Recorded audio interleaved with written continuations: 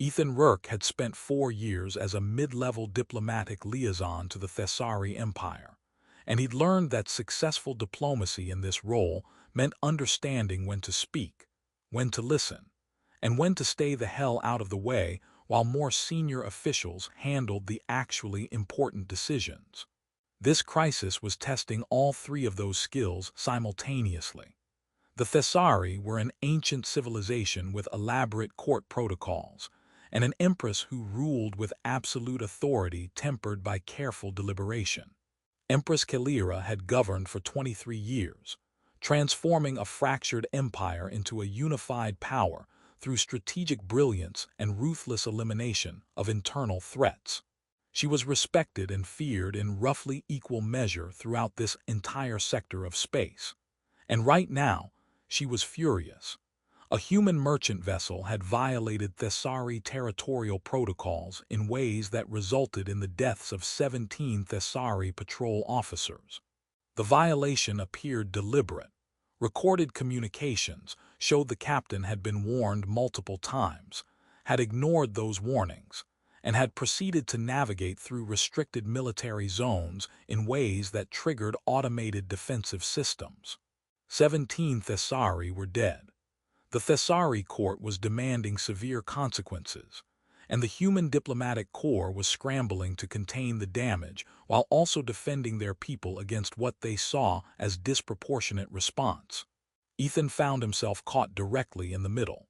He understood both sides well enough to recognize that the human captain had made catastrophic errors in judgment, ignoring clear warnings, proceeding recklessly through restricted zones, creating exactly the kind of incident that diplomats spent careers trying to prevent.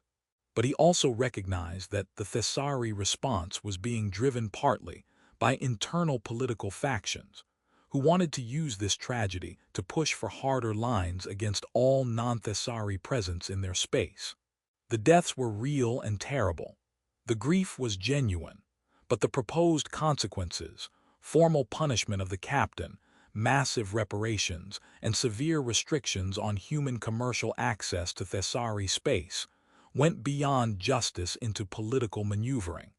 Ethan had been working to negotiate a middle path, acknowledging the tragedy and the captain's responsibility while preventing the crisis from escalating into broader diplomatic collapse. He'd been arguing for proportionate response, for mutual understanding, for recognizing that this was a terrible accident resulting from human incompetence rather than deliberate aggression. The hardline Thessari nobles found his advocacy offensive. They accused him of minimizing Thessari deaths, of protecting human interests over justice, of using diplomatic language to obscure the fact that 17 of their people were dead, because a human captain couldn't be bothered to follow clearly stated territorial protocols. Then Ethan received a summons to formal court session, not a private diplomatic meeting, a full public proceeding with the Empress presiding and hundreds of Thessari nobles in attendance. The summons was terse and official, giving no indication of why he specifically was being called before the Empress during an already tense political moment. Ethan consulted with his senior diplomatic staff. They were concerned. Public court sessions during crises usually meant the Empress was making an example of someone or pronouncing judgment meant to be witnessed and remembered. Be careful, the human ambassador advised. The political situation is volatile. The Empress might be planning to publicly criticize human diplomatic efforts as a way to demonstrate she's taking Thessari concerns seriously. Don't give her ammunition. Be respectful, acknowledge the tragedy, but don't concede points that undermine our negotiating position. Ethan arrived at the throne room at the appointed time, wearing formal diplomatic attire and carrying the kind of nervous tension that came from being summoned before an absolute monarch during a crisis where emotions were running dangerously high. The atmosphere when he entered was hostile in ways he'd never experienced during his 4 years working with the Thessari. The assembled nobles were clearly furious, their elongated ears positioned in expressions Ethan had learned to recognize as rage and demand for justice. Conversation stopped as he entered, replaced by hostile stares. Empress Kaelira sat on her throne looking equally furious, her ears expressing controlled rage that Ethan had only seen her direct at serious internal threats to her empire. Her eyes tracked Ethan as he approached and performed the formal gestures of respect required when appearing before the throne. Before Ethan could speak, one of the senior Thessari nobles, Lord Jevkaran, a faction leader who'd been pushing hardest for severe consequences against humans, stepped forward with barely controlled anger. "Your Majesty, the human diplomatic corps has been obstructing justice for weeks. They claim their captain made errors in judgment, rather than acknowledging deliberate violation of our clearly stated territorial protocols. They offer inadequate reparations, while 17 Thessari families mourn their dead. They negotiate as if this were a minor commercial dispute, rather than an act that borders on warfare." Jevkaran turned his fury directly on Ethan. "And this one, Ethan Rourke, has been particularly active in these obstructions, arguing for proportionate response, advocating for mutual understanding, suggesting we should consider the human captain's intentions rather than the actual consequences of his actions. He speaks of cultural differences, as if ignorance somehow excuses 17 deaths." Other nobles voiced agreement, their collective anger building on itself in the way that court politics could amplify individual grievances into institutional fury. Ethan stood in the center of the throne room feeling like he was on trial, not formally, but politically. He'd become the symbol of human diplomatic efforts that the Thessari hardliners saw as insufficient and offensive. Empress Kaelira remained silent through all of this, her ears still expressing that controlled rage, her eyes fixed on Ethan with an intensity that made him profoundly uncomfortable. Finally, she raised one hand, a gesture that immediately silenced the assembled court. "Ethan Rourke," she said, and even speaking his name sounded like an accusation. "Step forward." Ethan moved closer to the throne, his mind racing through everything he'd said and done during this crisis, trying to anticipate what accusation was coming, and how he should respond without undermining human diplomatic positions or making the situation worse. The Empress looked at him with that same furious intensity for several long seconds. The throne room was absolutely silent, hundreds of people waiting to see what judgment she would pronounce. Then Empress Kaelira spoke, and her voice was quiet, not loud or commanding or filled with the rage her ears were expressing. Quiet, almost conversational in tone. The shift was so unexpected that Ethan actually flinched.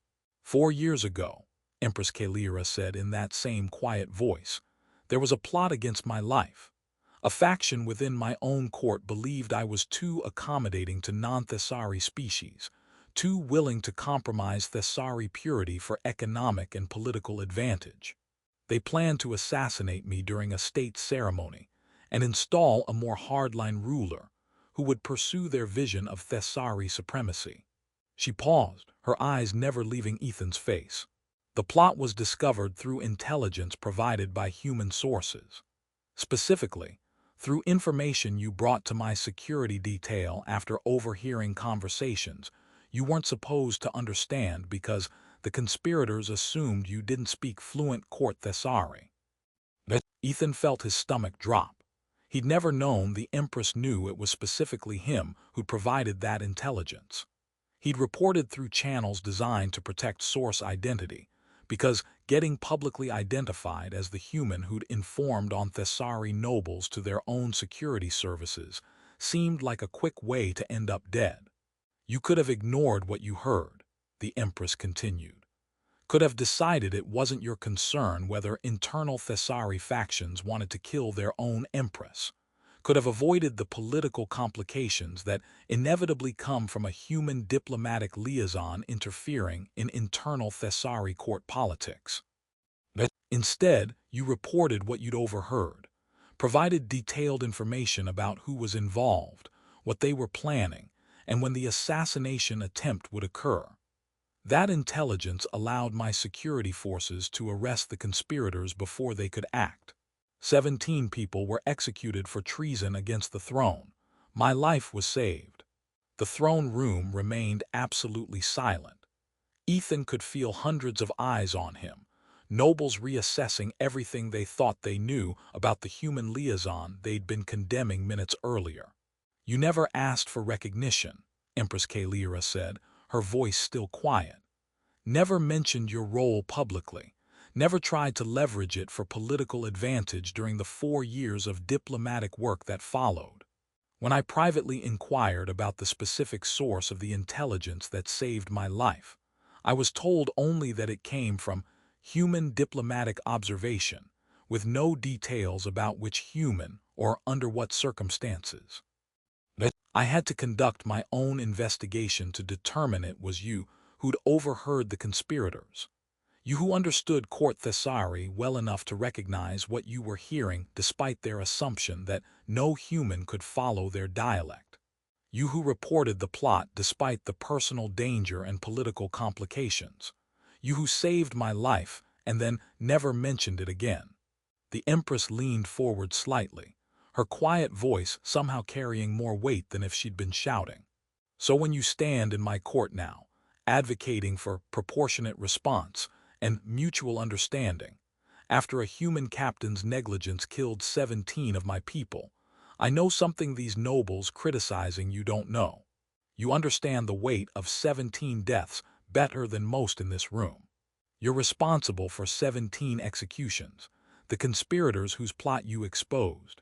You've already paid the moral cost of Thessari blood on your conscience. You know exactly what it means when 17 people die as a consequence of decisions and actions." She straightened, her voice still quiet but now carrying absolute authority. "Your advocacy for measured response isn't human diplomatic obstruction or minimization of Thessari lives. It's someone who knows what justice costs trying to prevent unnecessary escalation. Someone who's already carried the weight of causing death, even justified death, trying to ensure this tragedy doesn't become the excuse for broader conflict that kills even more people on both sides." Ethan stood frozen, completely unable to respond. His mind was reeling from multiple simultaneous shocks. The Empress knew what he'd never told anyone. She was revealing it publicly in a throne room full of hostile nobles, and she was reframing his entire diplomatic position through the lens of a 4-year-old secret that he'd thought was safely buried in anonymous intelligence channels. Empress Kaelira continued, her quiet voice cutting through the stunned silence.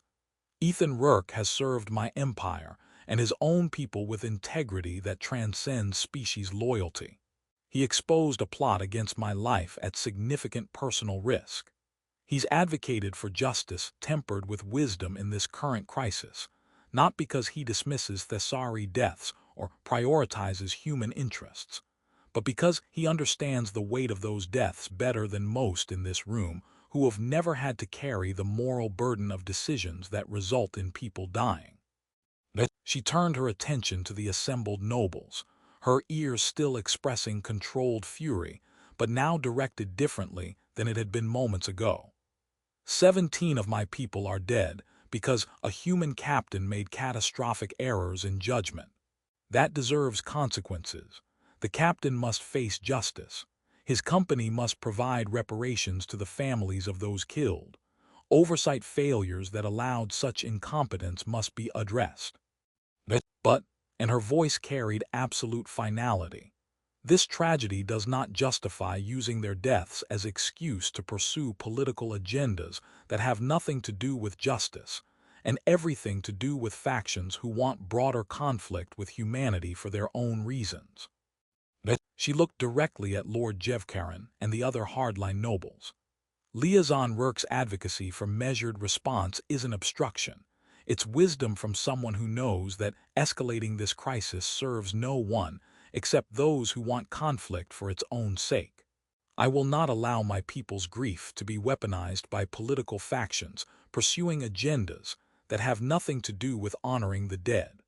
Empress Kaelira pronounced formal judgment. The human captain would face Thessari justice for negligence resulting in death, a serious charge that could mean decades of imprisonment. His company would pay substantial reparations to each family that lost someone, amounts that would hurt but not destroy the commercial relationship. Human vessels would face enhanced scrutiny and additional protocol training before being allowed to operate in Thessari space, continuing until trust was adequately rebuilt. But there would be no collective punishment of humanity, no restrictions on legitimate human commercial access, no escalation that punished an entire species for one captain's failures. The hardline nobles looked furious but could not object to the Empress's judgment without openly defying her authority, which in Thessari culture was itself a form of treason. The crisis was resolved, not in a way that satisfied everyone, justice never did, but in a way that acknowledged the tragedy while preventing broader diplomatic collapse. After the formal session concluded and the throne room emptied, Ethan was summoned to a private audience with the Empress. She dismissed even her closest attendants, creating actual privacy that seemed unusual for someone of her rank. "You never mentioned saving my life," Empress Kaelira said without preamble. "Not once in 4 years of subsequent diplomatic work, never even hinted at it during any of our interactions." "It wasn't relevant to my job, Your Majesty," Ethan said, his voice still unsteady from the public revelation. "And making it publicly known would have created political complications on both sides. Better to just do what seemed right at the time and then move on." "Most people who save a monarch's life expect rewards," Kaelira observed. "Formal recognition, elevated positions, political leverage. You expected political complications and chose to avoid them by staying silent. That's remarkably selfless or remarkably pragmatic depending on interpretation." "Probably both," Ethan admitted. "I overheard people planning to kill you. Reporting it seemed like the obviously correct thing to do. But I also recognized that being publicly identified as the human who informed on Thessari nobles to their own security apparatus would make my diplomatic work impossible and possibly get me killed by the conspirators' sympathizers. So I reported anonymously and didn't mention it again." The Empress studied him with that same intense assessment she displayed in the throne room. "I used your private action publicly today. Revealed it to the entire court without asking your permission. That was a violation of your choice to remain anonymous. I apologize for that," she continued. "But it was necessary to diffuse a crisis that was being driven by nobles who want conflict with humanity for political advantage. I needed to demonstrate that humans are capable of loyalty and integrity that transcends species self-interest. You were the example that made that case undeniable." She paused.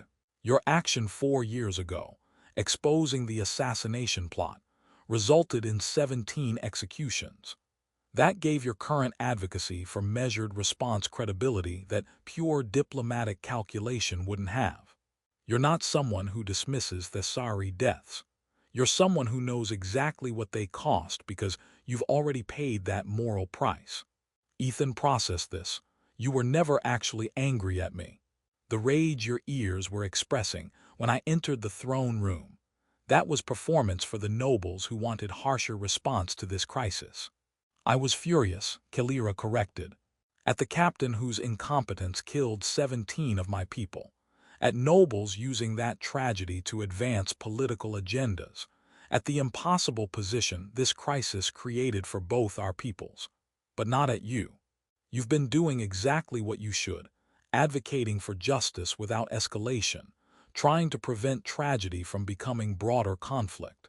When I called you forward," she continued, "the court expected accusation and punishment. You expected it. Instead, I revealed a truth only you and I knew, that you saved my life 4 years ago and never sought recognition or advantage from it. That truth reframed everything that had been said about you. Suddenly your advocacy wasn't suspicious foreign interference. It was someone with proven loyalty offering wisdom earned through experience. Empress Kaelira's voice remained quiet but carried absolute certainty. Power doesn't always need to roar. Sometimes the softest words carry the most weight when they're precise enough to change how everyone in the room understands the situation. I didn't need to shout or threaten. I just needed to reveal one truth that made your integrity undeniable and your position unassailable. Ethan considered this. You used personal revelation as political weapon. I used the truth strategically to defend someone who deserved defending, Kaelira said. You saved my life. The least I could do was save your career and prevent your diplomatic work from being undermined by nobles who wanted a different outcome than actual justice would provide. She paused. Also, I wanted you to know that I know that your choice to report the assassination plot mattered profoundly. Saving my life saved this empire from internal conflict that would have killed thousands. And I recognize what you did even if you never sought that recognition. Thank you, Your Majesty, Ethan said quietly. Years later, when other diplomats asked Ethan about the crisis that had nearly destroyed human-Thessari relations and how it was ultimately resolved, he would tell them about the moment when Empress Kaelira called him forward in anger, and then spoke with quiet precision that stopped him cold. She revealed something I'd kept private for 4 years, that I'd exposed an assassination plot and saved her life, he'd explain. Used that truth publicly to reframe my entire diplomatic position from suspicious interference to proven loyalty offering wisdom. It was the most effective use of information I've ever witnessed. The nobles were baying for harsh consequences against humanity. They expected the Empress to condemn my advocacy for measured response. Instead, she spoke quietly and revealed one fact that changed how everyone understood the situation. Suddenly, I wasn't a foreign diplomat protecting human interests. I was someone with demonstrated loyalty who understood the weight of Thessari deaths because I'd already caused 17 through my intelligence. Power doesn't always roar, Ethan would conclude. Sometimes a ruler's softest words, when precise enough, carry more weight than any sentence passed in rage. Empress Kaelira didn't need to shout. She just needed to reveal one truth that made my position unassailable and her judgment unchallengeable.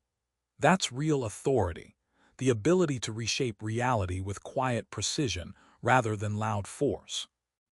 The moment when Empress Kaelira called Ethan forward in visible anger, when the court expected punishment, when she spoke with quiet restraint that revealed a truth only he would understand. That moment became legendary in both human and Thessari diplomatic circles. It was studied as an example of how sovereign power manifests not just through force, but through precise use of information.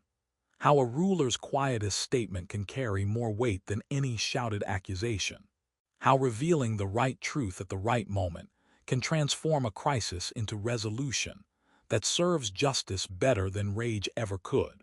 And for Ethan, it was a reminder that sometimes doing the right thing in private creates echoes that return unexpectedly when you need them most, and that the most powerful people are those who know when silence matters more than volume, when precision matters more than force, when a quiet truth carries more weight than any loud proclamation.